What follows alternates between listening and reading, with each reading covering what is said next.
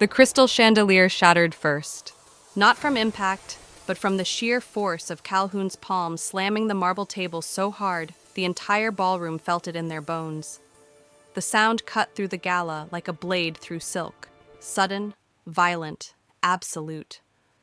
200 guests draped in diamonds and designer suits froze mid-conversation. Even the string quartet missed a note. And then Calhoun spoke. "If any man in this room looks at her again," his voice was low, lethal, the kind of quiet that preceded bloodshed, "he dies today." Every eye in the Cal Estate ballroom turned toward the woman standing alone near the terrace doors.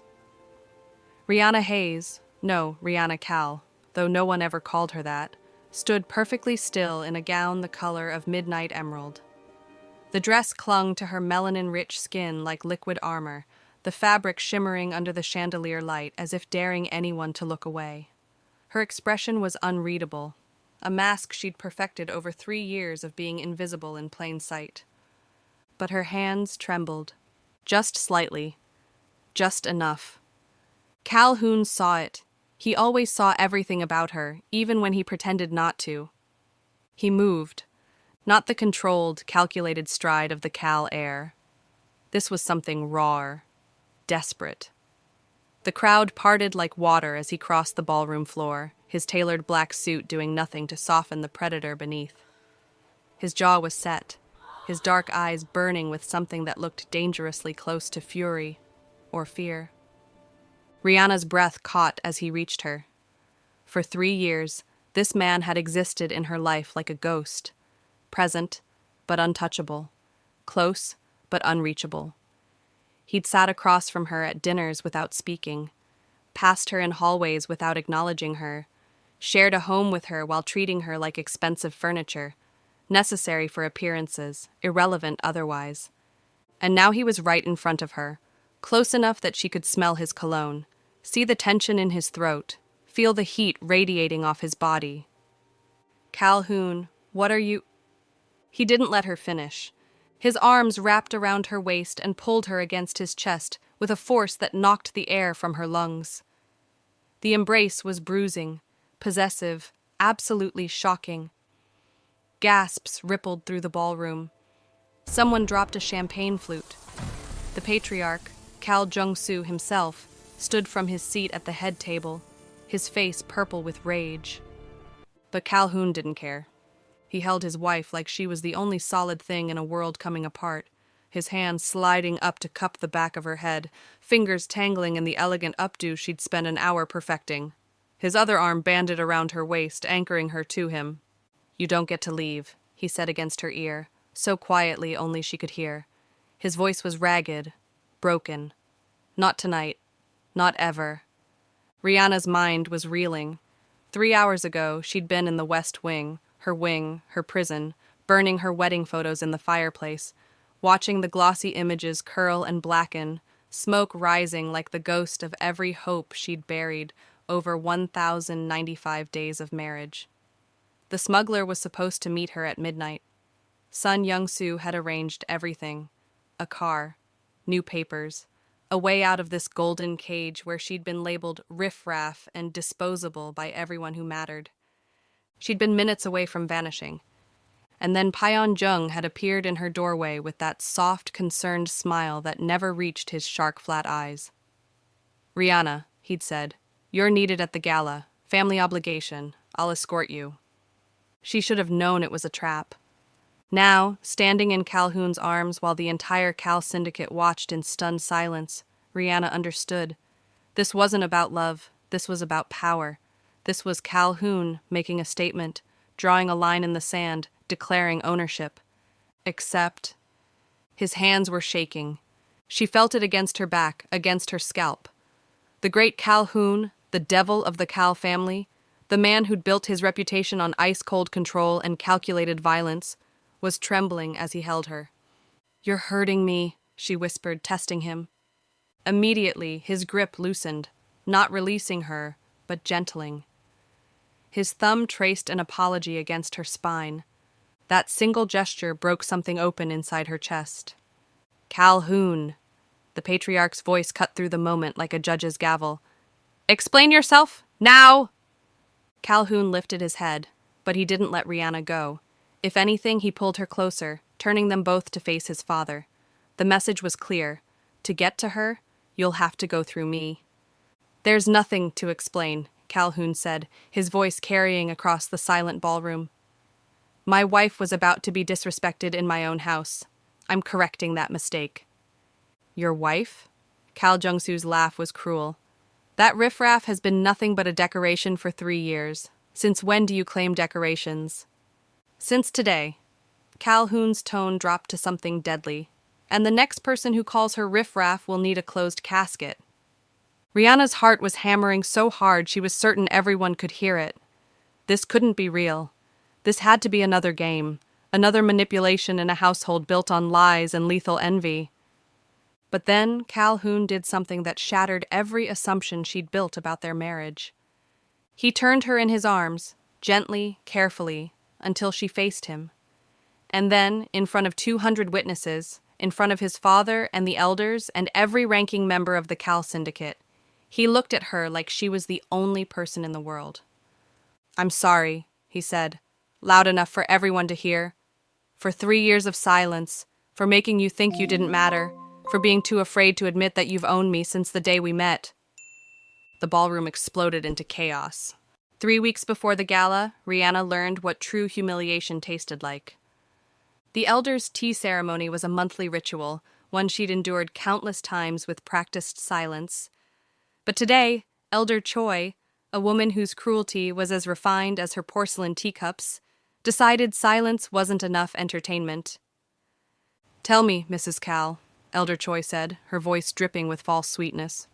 Have you given any thought to providing the family with an heir? Or are you too busy playing dress-up in clothes you can't afford on your own? The other elders tittered behind their fans. Rihanna kept her spine straight, her hands folded in her lap, her face a perfect mask of composure. She'd learned early that reactions were currency in this house, and she refused to pay. The timing hasn't been right, Rihanna said evenly. The timing. Elder Choi set down her teacup with deliberate force. You've had 3 years. How much more time does a woman of your background require? Or perhaps the issue is that your husband finds nothing worth... Elder Choi.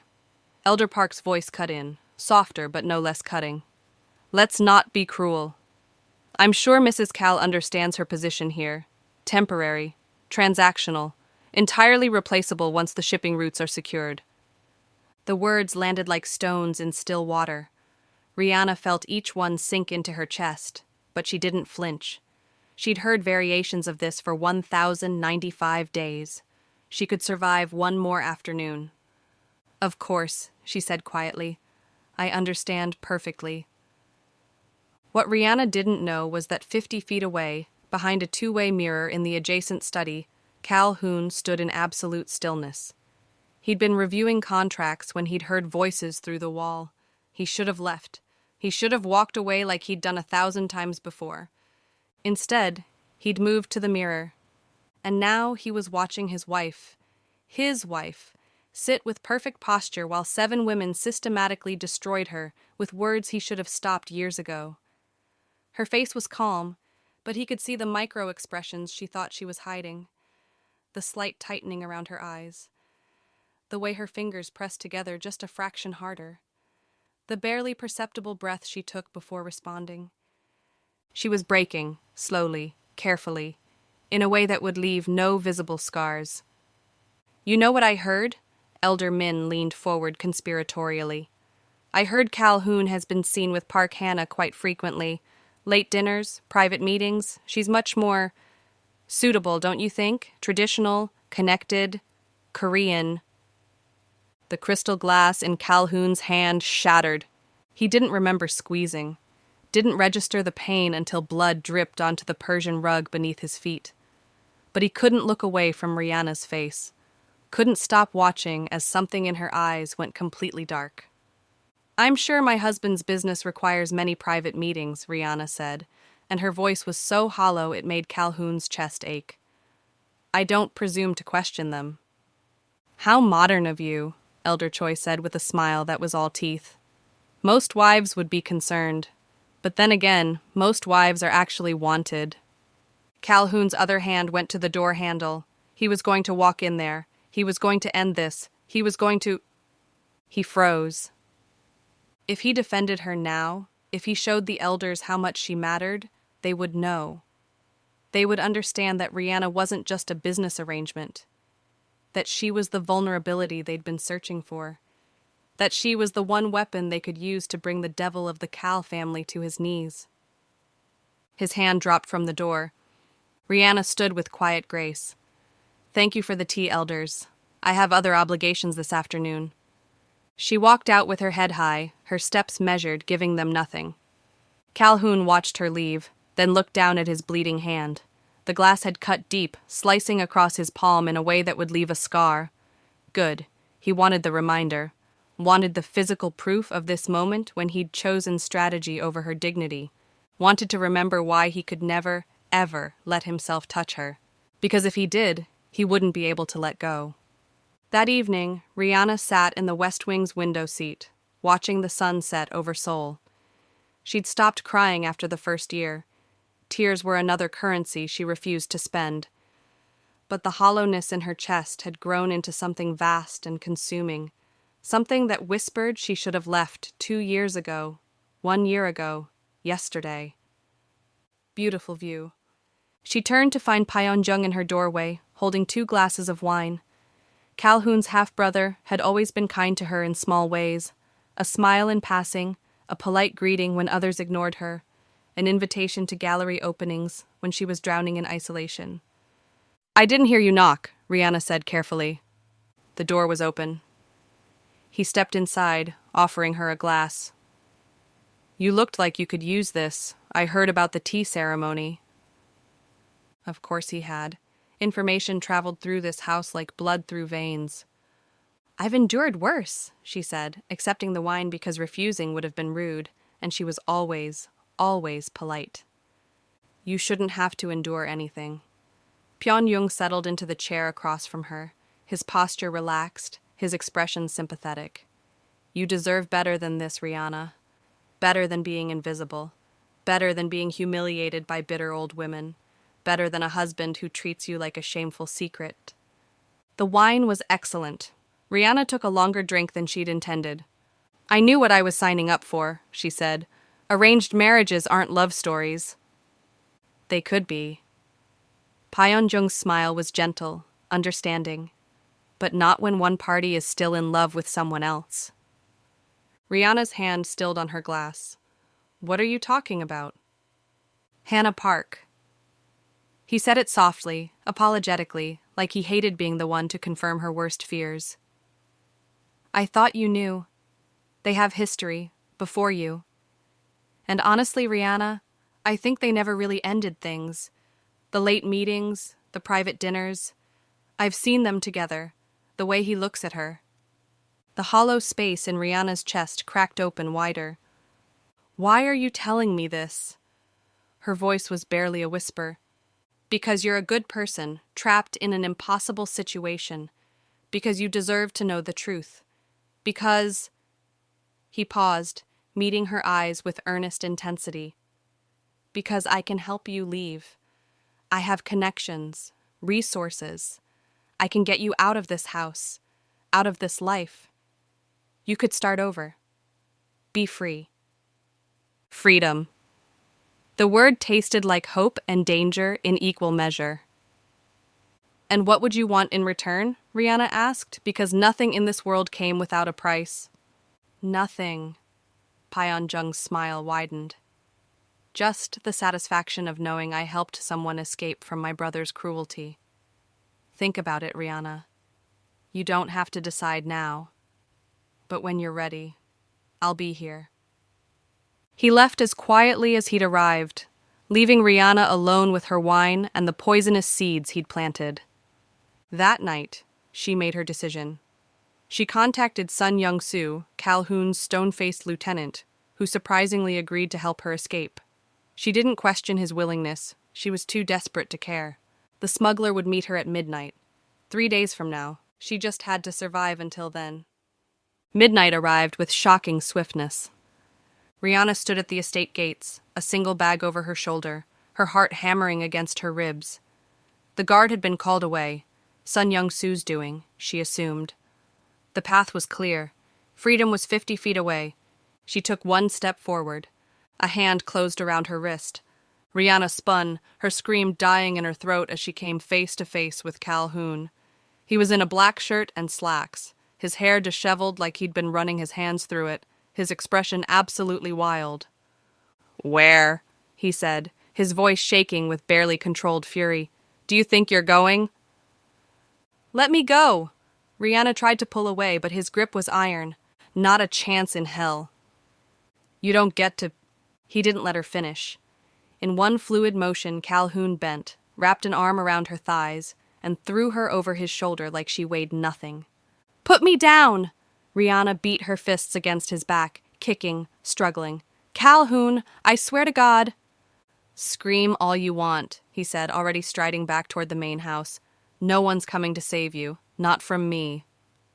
He carried her through the estate, past wide-eyed servants who quickly looked away, past security who pretended not to notice, up the stairs to the east wing, his wing, and kicked open the door to his bedroom. Rihanna had never been in this room. In 3 years of marriage, she'd never crossed this threshold. He set her down and locked the door behind them.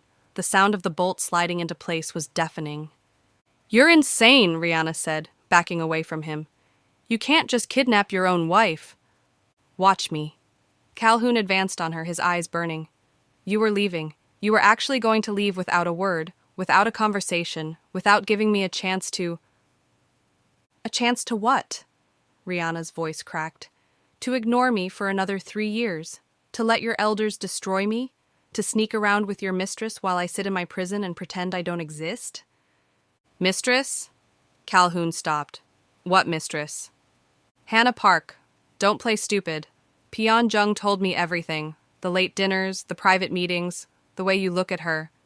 Tears were burning behind Rihanna's eyes, but she refused to let them fall. "I'm done being the fool, Calhoun. I'm done being your shameful secret. I'm done." "Peon Jung told you—" Calhoun's laugh was harsh, broken. "Of course he did. The serpent finally made his move." "Don't deflect." "Hannah is my intelligence officer, nothing more. The meetings are work, the dinners are strategy sessions, and I look at her the way I look at every employee, with professional distance." He moved closer, and Rihanna saw something desperate in his eyes. "There's only one woman I can't stop looking at. Only one woman who's haunted me for 3 years. Only one woman I've bled for." "What are you talking about?" Calhoun reached up and unbuttoned his shirt. "Wait."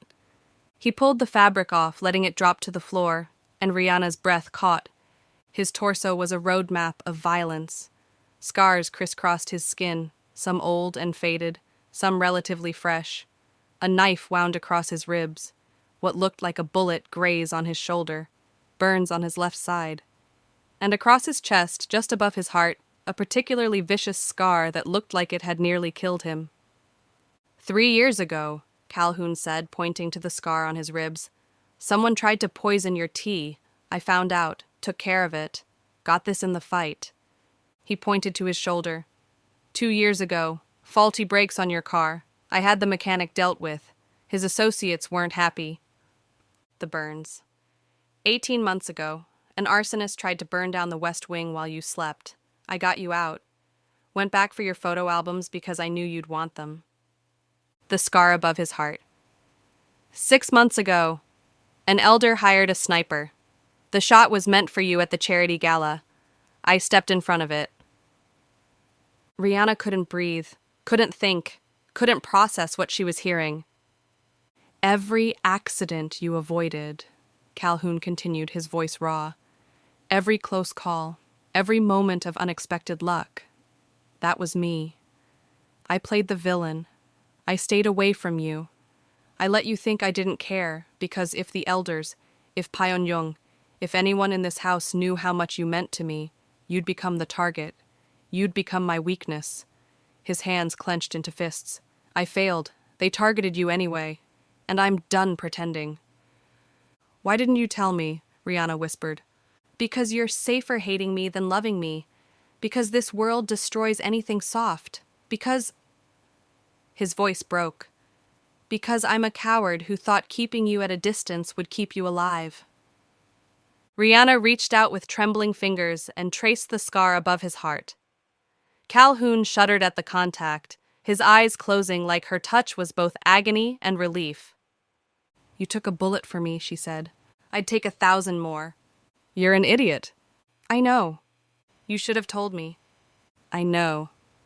Rihanna looked up at him, at this man who'd protected her in silence, who'd bled for her in shadows, who'd loved her the only way he knew how, badly, destructively, absolutely.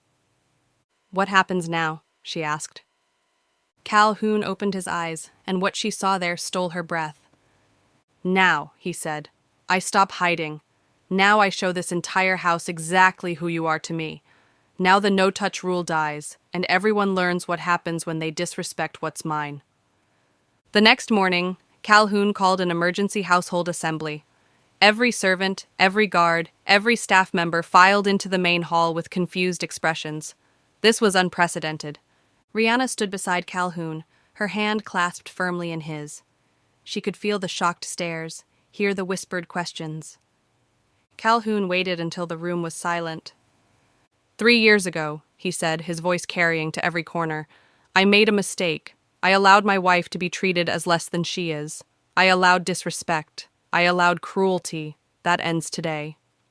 He gestured, and Sun Young-soo stepped forward with a tablet, reading names. Head maid Kim, butler Shin, cook Lee, guard Chung, step forward. The 4 servants exchanged nervous glances before complying. These 4, Calhoun continued, have been recorded using derogatory terms for my wife. Riffraff, trash, temporary. The recordings are time-stamped and verified. The servants' faces went pale. You have 2 options, Calhoun said, his tone absolutely lethal. Option 1, you kneel before my wife. You apologize for every insult, every slight, every moment of disrespect. You beg for her forgiveness, and if she grants it, you keep your jobs but lose 3 months' salary, donated to a charity of her choosing. He paused, letting that sink in.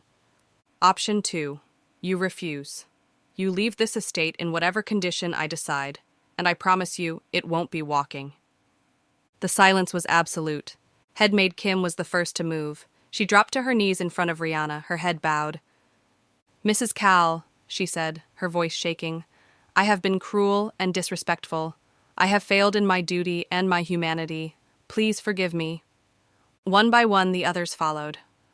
Rihanna looked down at the 4 people who'd made her life miserable for 3 years, now kneeling at her feet, and felt something shift inside her. Not satisfaction, exactly, but recognition, acknowledgement, power. I forgive you, she said quietly. Don't make me regret it. They scrambled to their feet and fled. Calhoun turned to address the rest of the assembly. Let me be absolutely clear. My wife is not a decoration. She is not temporary. She is not replaceable. She is the future of this house, and anyone who fails to show her the respect she deserves will answer to me personally. Understood? A chorus of "Yes, sir" echoed through the hall. Good. Dismissed. As the servants filed out, Rihanna felt Calhoun's arm slide around her waist, pulling her close, in front of everyone, claiming her publicly for the first time. How do you feel? He murmured against her ear. Like a queen, she admitted. Good. His smile was sharp and satisfied, because that's exactly what you are. The emergency council meeting was called at dawn, and Calhoun knew before he entered the room that this was an ambush. Kal Jong-soo sat at the head of the table, flanked by the 7 elders and Pyeon-jung, whose expression was perfectly crafted sympathy. The patriarch's face was carved from stone and fury. Sit, Kal Jong-soo commanded. Calhoun remained standing. This better be important. I have other obligations. Yes, we've noticed. Elder Choi's voice dripped venom. You've been quite distracted lately. Get to the point. The patriarch stood, and the temperature in the room dropped 10 degrees. You are unfit to lead this organization. The words hung in the air like an executioner's blade. On what grounds? Calhoun's voice was deadly calm. obsession, weakness, loss of strategic judgment. Kal Jung-soo gestured to a folder on the table. In the past week, you've alienated half our staff, threatened valuable elders, and publicly humiliated this family by elevating a woman of no standing to a position she hasn't earned. You're thinking with your cock instead of your head, and it's making you vulnerable. Rihanna is my wife. Rihanna is a liability.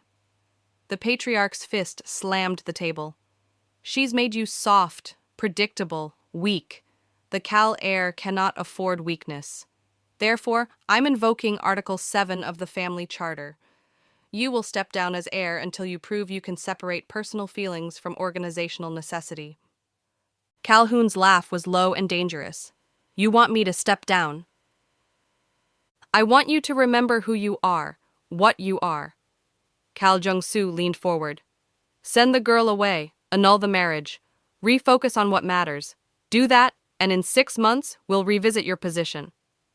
And if I refuse, then the council votes on your removal, permanently. The patriarch's smile was cruel. I already have the votes, boy. Don't make this harder than it needs to be. Calhoun looked around the table, seeing the truth in every face.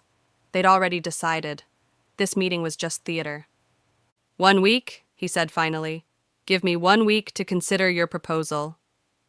You have 3 days, Kal Jung-soo countered, and the girl stays in the West Wing under guard until you decide. We can't have her influencing your judgment. It was a declaration of war wrapped in procedural language. Calhoun walked out before he did something that would start the bloodshed prematurely. He found Rihanna in their bedroom now, not his, staring out at the Seoul skyline. She turned when he entered, and the moment she saw his face, she knew. They're coming for us, she said, not a question. They're coming for me. They want you gone.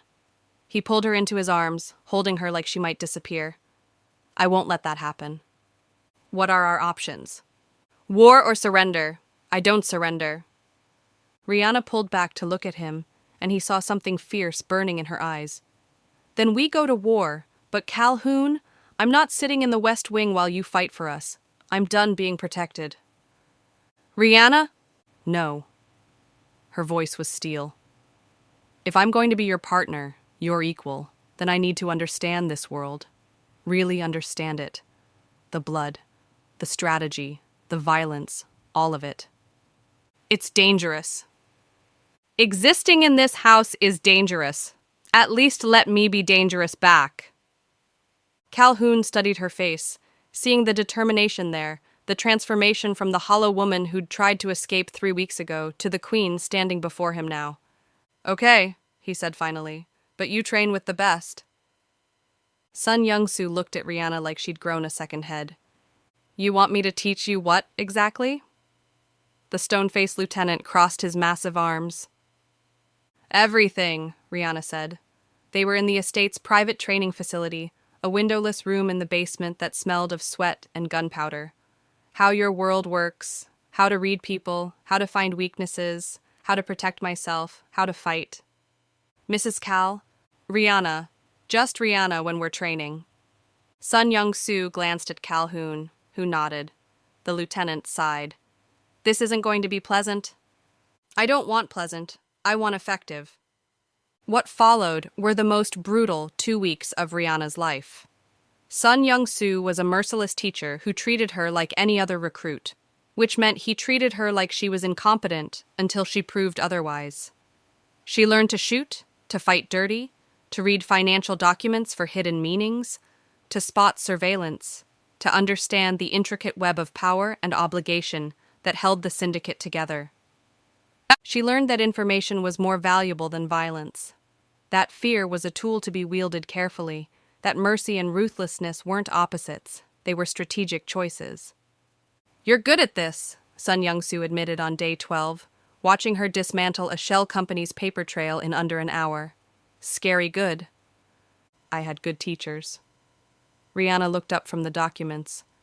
And 3 years of watching how this house operates. I just needed the context. Boss is going to regret giving you this much power, Sun Young-soo said, but he was almost smiling. Boss already regrets several life choices. What's one more?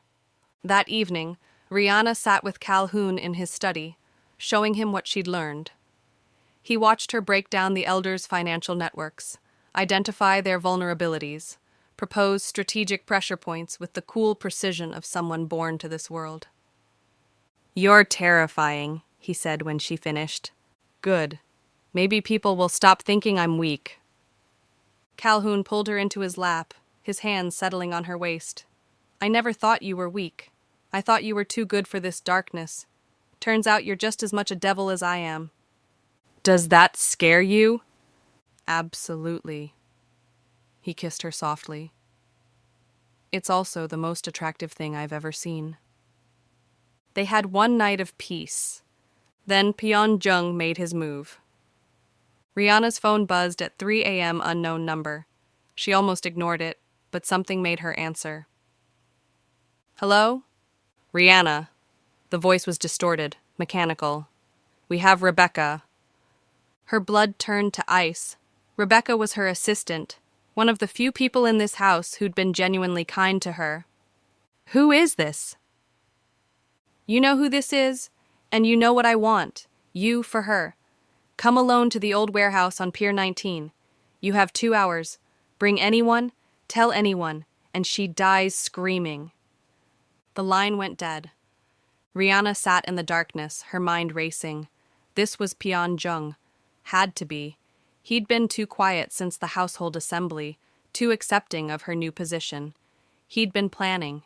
She could wake Calhoun, should wake Calhoun.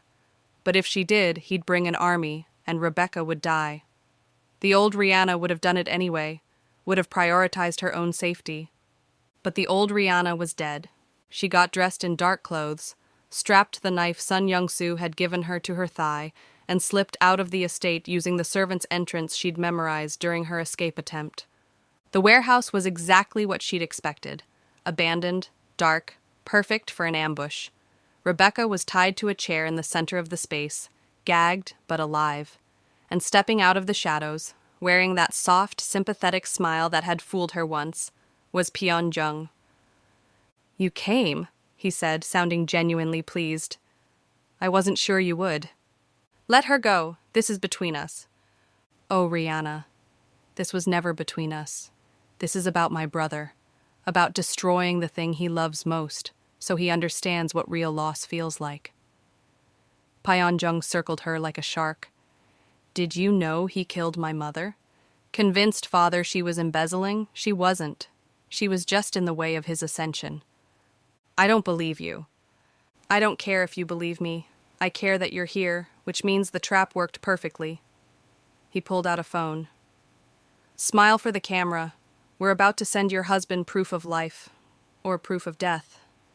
Depends on how cooperative you are." Rihanna raised her hands in surrender, watching Pyeongjung's smile widen in triumph. What he didn't see was the small device in her palm, the tracker Sun Young-soo had given her with strict instructions. "If you're ever in trouble, activate this. We'll come."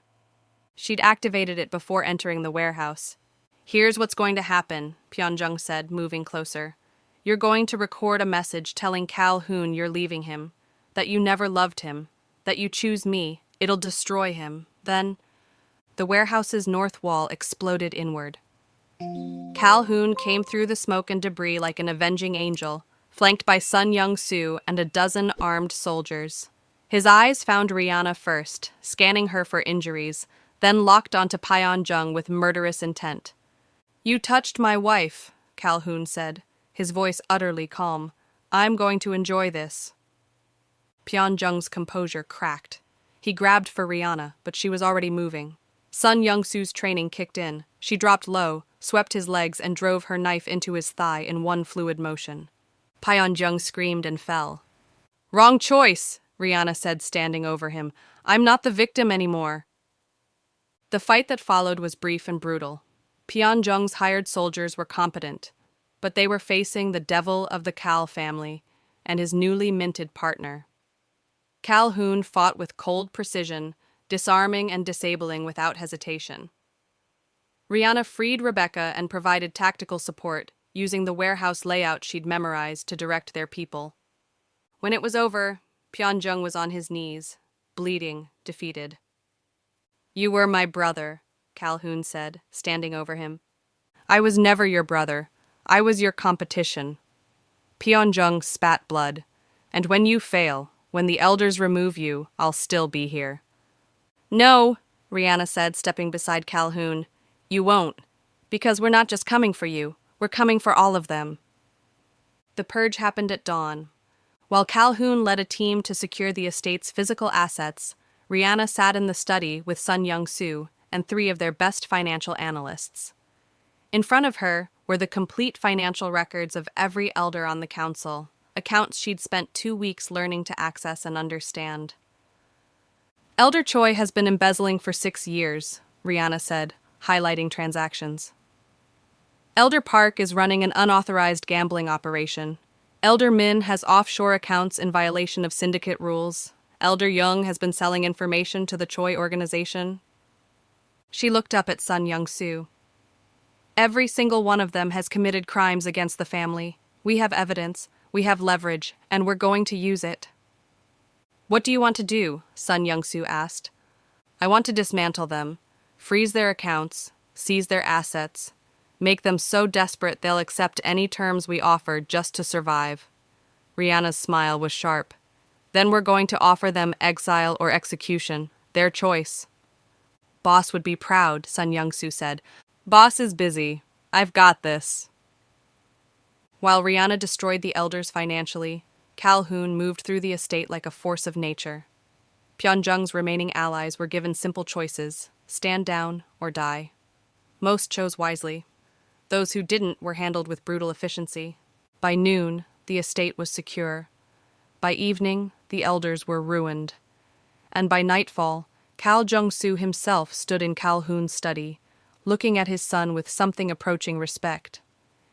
"You've won," the patriarch said simply. "The council is broken. The elders are finished. Pyeongjung is in the wind, but he's no longer a threat. You have complete control."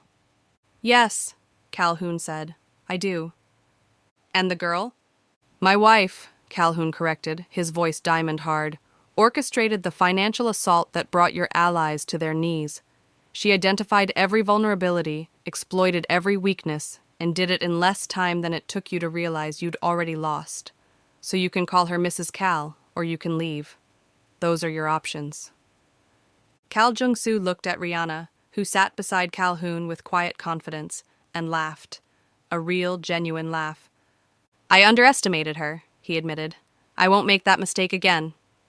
He moved toward the door, then paused. "For what it's worth, boy, you chose well. She's more dangerous than you ever were." When he was gone, Rihanna let out a breath she'd been holding. Did that really just happen? "We just overthrew the council and claimed the syndicate." Calhoun pulled her close. "Yes, that really just happened." "What now?" "Now we rebuild, on our terms."